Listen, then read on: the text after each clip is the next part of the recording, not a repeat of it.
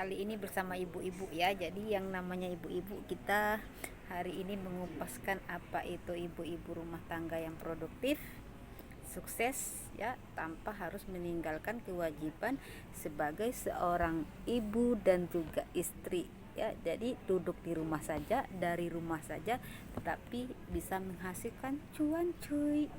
Kayak ini kalau udah membahas uang nih, ibu-ibu udah senyum semua ini ya kan. Oke, jadi ibu, oke, judulnya temanya ibu rumah tangga. Oke, ibu rumah tangga. Jadi kita kupas dulu profesi ibu-ibu ya, yang kita secara garis besarnya ada beberapa profesi ibu-ibu ya kan.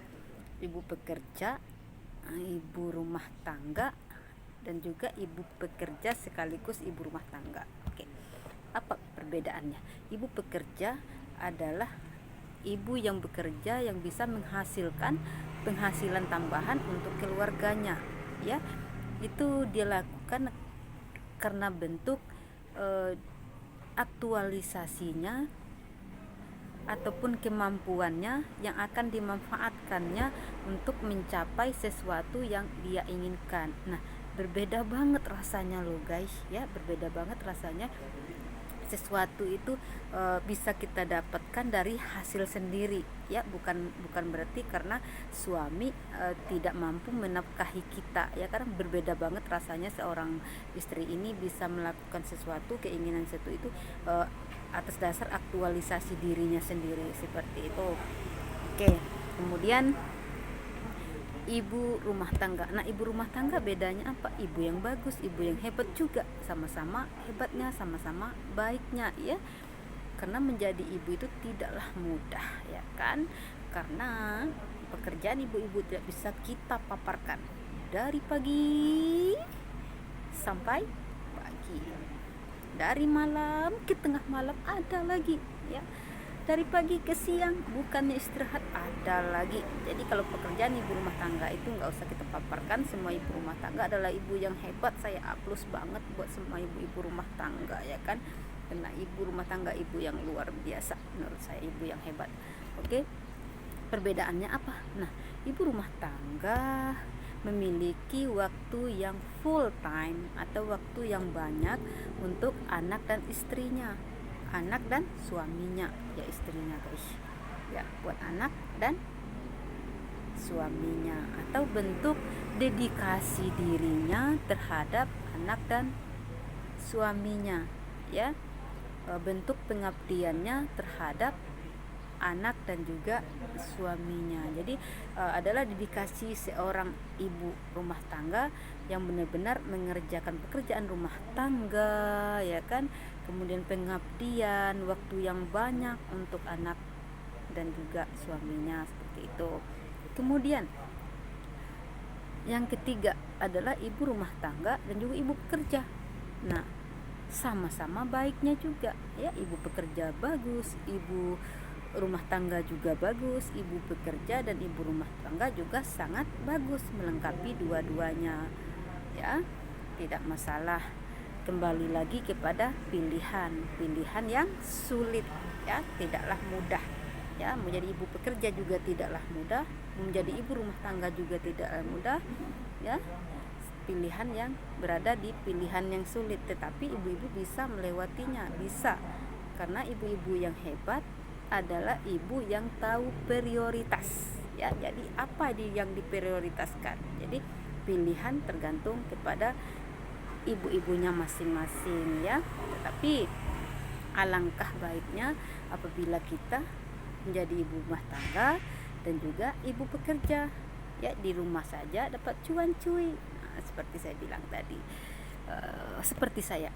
Nah, saya adalah ibu rumah tangga dan juga ibu pekerja. Saya mengerjakan semua pekerjaan rumah tangga ya, yang tidak usah kita paparkan lagi apa saja pekerjaan rumah tangga guys. Oke. Saya seorang ibu, saya seorang istri, saya mendidik anak ya, saya juga punya anak ya. Jadi saya punya 2 anak ya, saya bekerja, saya punya pekerjaan. Jadi saya juga pekerjaan rumah saya tidak ada asisten rumah tangga ya, itu adalah saya. Jadi siapa asisten rumah tangga? Saya. Siapa babu? Saya. Siapa pembantu? Saya. pakai semua saya, karena tidak ada yang sanggup bayar gaji saya. Ya, kalau saya bayar gajinya, saya uraikan. Kalau sempat saya minta gaji, tips berlipat-lipat dari karyawan saya. Seperti itu ya. Oke, semua profesi ibu sejati adalah baik ya, karena ibu sejati itu tidak dilihat apa profesinya. Oke, jadi ibu sejati itu tidak lihat dari apa profesinya ya. Yang pasti ibu itu adalah ibu yang hebat. Oke, bentar guys, minum kopi. Kopi sudah dingin. Oke, jadi bisakah seorang ibu rumah tangga menjadi ibu yang produktif, sukses, menjadi ibu rumah tangga dan juga ibu pekerja? Bisa dong, bisa banget, gampang banget ya, bahkan tanpa modal bisa ya. Sudah enak sekali kita zaman sekarang ya. Jadi bisa bekerja di rumah ya. Kita bisa misalkan menjadi reseller toko ya kan. Kembali keinginannya aja dulu, keinginan kita mau nggak, tanyakan diri kita mau nggak produktif, mau nggak punya usaha, mau nggak mencoba gitu ya kan. Niatnya aja dulu, niat dulu, lakukan ya, kerja keras, disiplin ya, karena dasar dari pengusaha sukses ya, keberhasilan seseorang yang berusaha atau pengusaha yang sukses itu adalah tidak lari dari dasarnya adalah kerja keras. Kerja keras itu apa? Kerja keras itu adalah disiplin waktu. Jadi ada kaitan. Jadi tidak bisa lepas. Jadi benar-benar harus disiplin waktu, tanggung jawab, tahan banting, ulet, pantang menyerah ya kan. Jadi apabila kita terjatuh, bukan apabila guys, bahkan kalau jadi pengusaha ini maupun pembisnis ini kita siap rugi. Nah, jangan bayangkan itu untung. Jadi pasti ada ruginya, pasti ada jatuh bangunnya. Jadi apabila kita terjatuh, bukan berarti saatnya kita untuk tidak bangkit lagi. Jadi kita harus bangkit lagi menuju anak tangga yang lebih tinggi lagi ya. Seperti itu. Tidak apa-apa. Jadi kita lakukan saja, kerja keras ya kan. Insya Allah hasil akhirnya itu Tuhan yang menentukan. Oke. Kemudian setelah kita kerja keras, kita misalkan mau usaha apa nih. Nah, tadi contohnya reseller, misalkan reseller toko misalkan, atau punya keterampilan menjahit boleh, atau keterampilan memiliki skill memasak juga boleh. Nah, kita jadikan hobi, kita jadikan penghasilan. Nah, sumber penghasilan ya. Contohnya kita hobi masak. Oke. Selain kita masak untuk keluarga kita lebihin untuk jualan kita ya. Yang bisa menjahit juga seperti itu. Kita buka permak ya, kita menjahit untuk diri kita sendiri, untuk keluarga kita sendiri. Kemudian kita pasarkan, kita perkenalkan. Kemudian kita hasilkanlah suatu produk. Oke? Atau bisa juga nih yang tanpa modal, misalkan punya teman nih banyak banget ibu-ibu sosialita. Nah, kita buka sistem titip jual. Jadi daripada pakaian yang ibu-ibu sosialita yang gak kepake lagi ya, bisa dibantu jual oleh temennya ya, titip jual. Nanti kalau laku bisa berbagi sama temennya, dijadikan uang. Jadi kita harus produktif, karena setiap saat kita itu makan, setiap saat kita butuh uang. Gimana juga uang bisa masuk juga. Jadi kita hidup itu bisa sebisanya produktif apapun itu. Jadi tidak ada satu hari itu duduk manis hidup, itu tidak berproduktif ya kan. Jadi gimana kita berguna ya untuk diri kita sendiri, untuk keluarga kita, bagaimana kita menghasilkan uang tanpa harus meninggalkan beban menjadi seorang ibu dan istri. Oke. Nah, misalkan udah nih, kita udah mendatangkan toko bagi yang mendatangkan toko. Bu, saya mau jadi reseller, boleh nggak Bu? Saya punya akun ini, akun sebagainya gitu kan. Saya punya media sosial yang sebagainya. Saya punya banyak teman di Facebook, saya punya banyak teman di Instagram, saya punya banyak grup WhatsApp, saya punya akun TikTok yang luar biasa, ya kan, udah banyak banget followersnya. Saya mau berjualan. Nah, ya, boleh.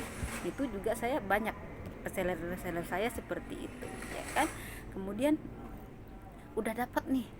Nah, misalnya yang mau bikin produk, nah saya coba-coba nih mau bikin gaun pesta gitu ya kan, dimulai dari pesta ulang tahun anak-anak sampai pesta dewasa, kondangan dan sebagainya. Jadi dari pesta ulang tahun anak-anak dulu nih udah punya skill, udah punya produk.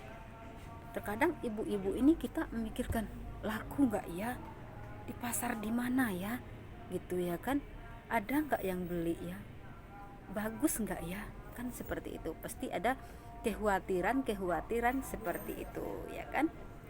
Nah, apa yang harus kita lakukan? Oke, bagi yang udah punya dapat reseller, oke, jadi reseller. Bagi yang udah bisa bikin kue, oke.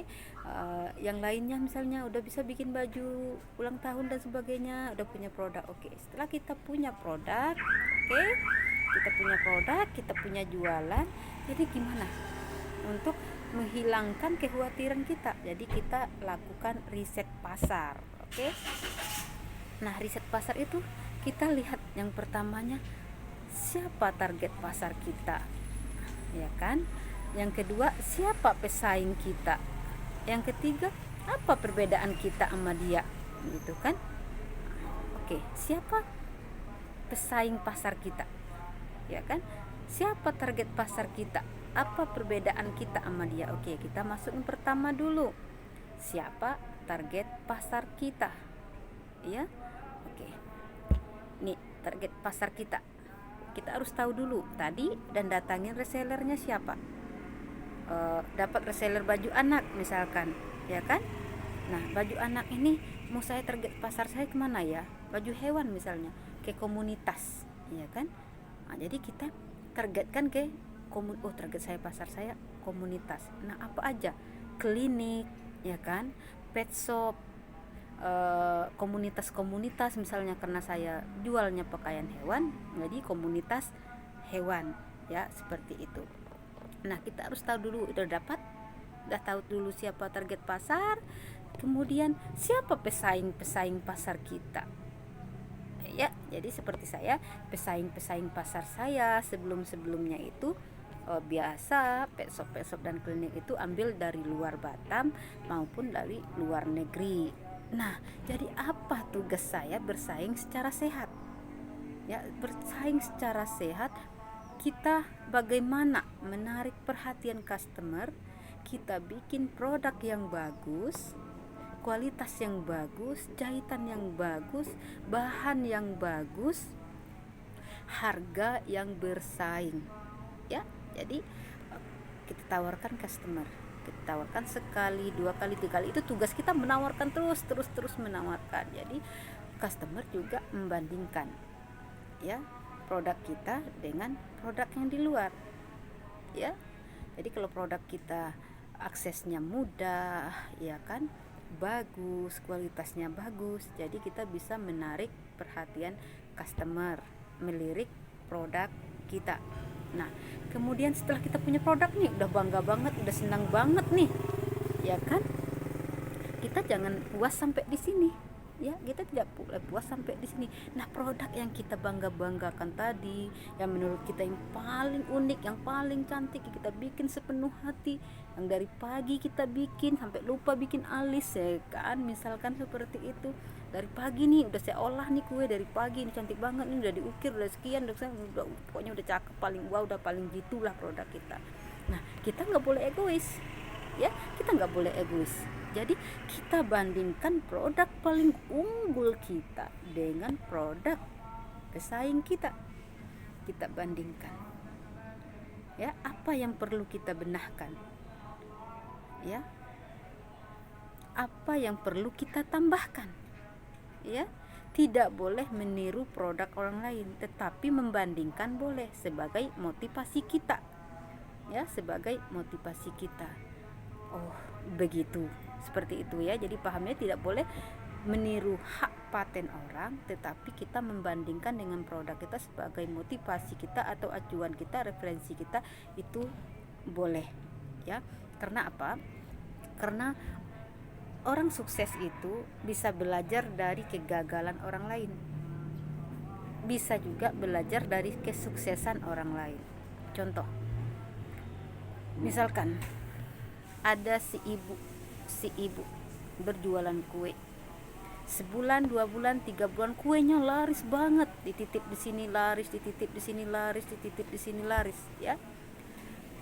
Beriringnya waktu, yang namanya customer ya, dia akan bosen, dia melihat memang enak kue kita, dia akan kenal enak kue kita, tetapi dia bosen karena produk kita monoton, itu aja, dari bentuknya, dari rasanya ya kan, pilihannya itu aja, jadi dia monoton.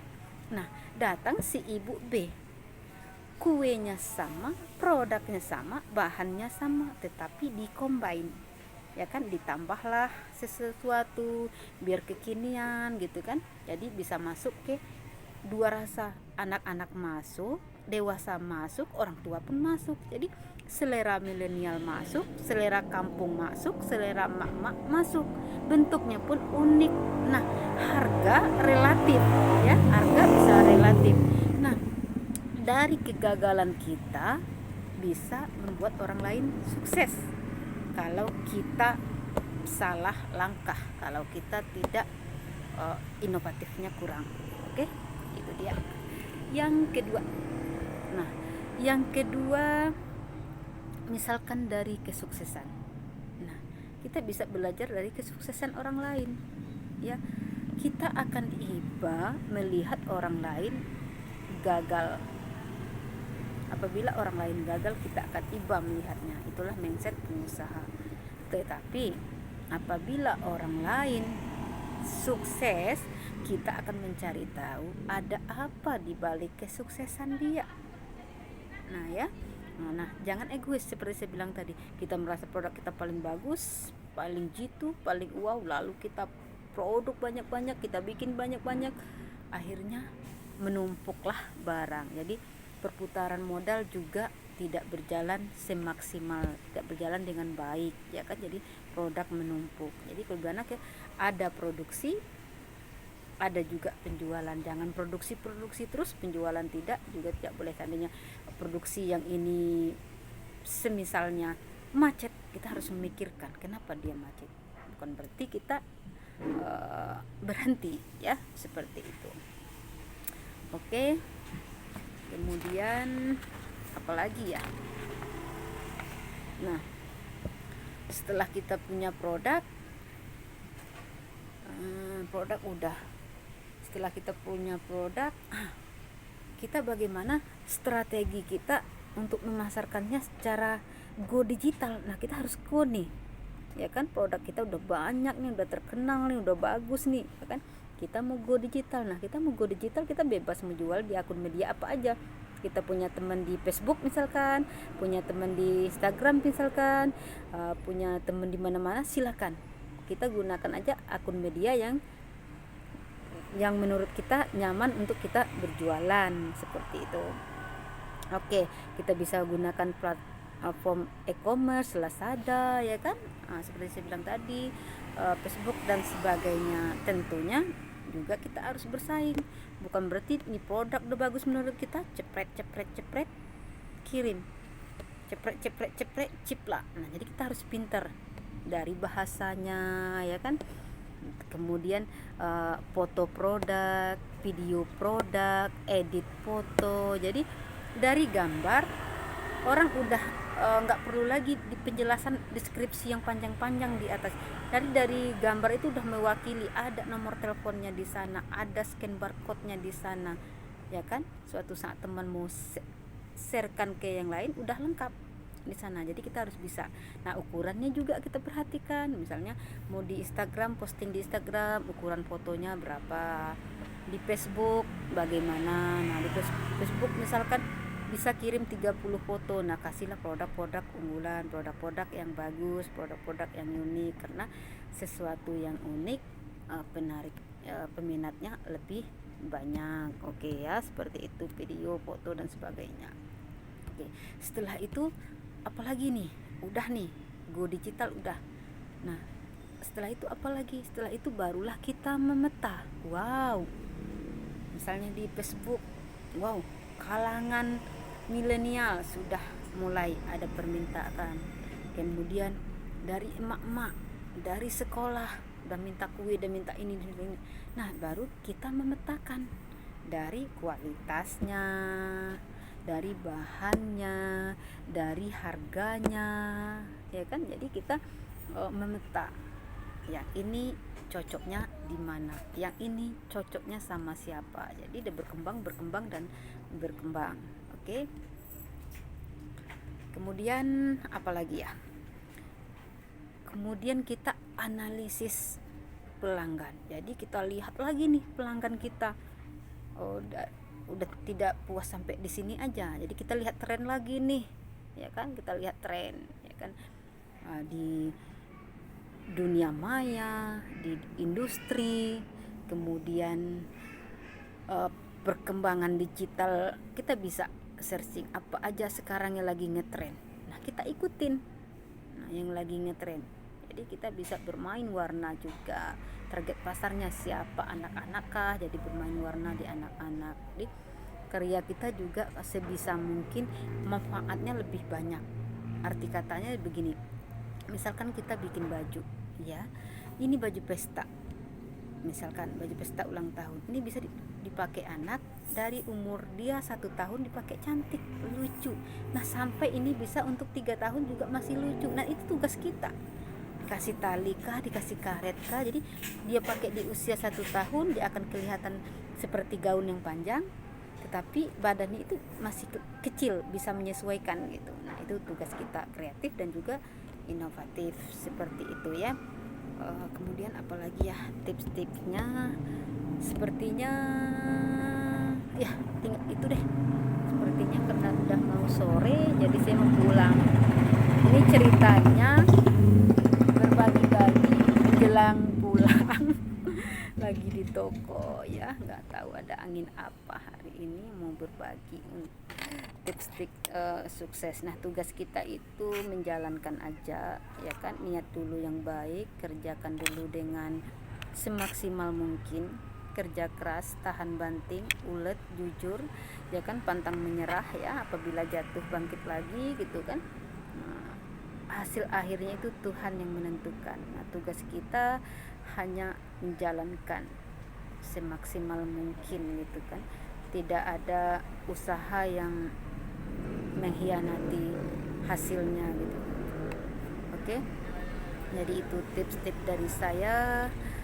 Jadi yang ibu bekerja jangan membuli yang nggak kerja, yang kerja juga jangan membuli yang kerja, jangan persepsi yang aneh-aneh, ya kan, biarkan saja. Jadi apapun profesi seorang ibu adalah ibu yang hebat, karena ibu yang hebat dia tahu prioritas ya. Jadi kita berkumpul dengan orang-orang yang berpikir positif, ya kan, bagaimana hidup kita itu bisa produktif ya, walaupun sebagai ibu rumah tangga di rumah, karena otak kita apabila diajak untuk bekerja ya, untuk berpikir, untuk belajar, dia akan semakin enggak cepat pikun, seperti itu. Jadi enggak cepat pikun, kemudian kita juga awet muda ya. Jadi ibu-ibu itu perlu refreshing otak dengan cara menambah penghasilan cuan ya. Bukan berarti ibu rumah tangga yang bekerja adalah tidak mampu dinafkahin oleh suaminya ya. Oke, bye ya, sampai di sini paham ya. Oke, terima kasih.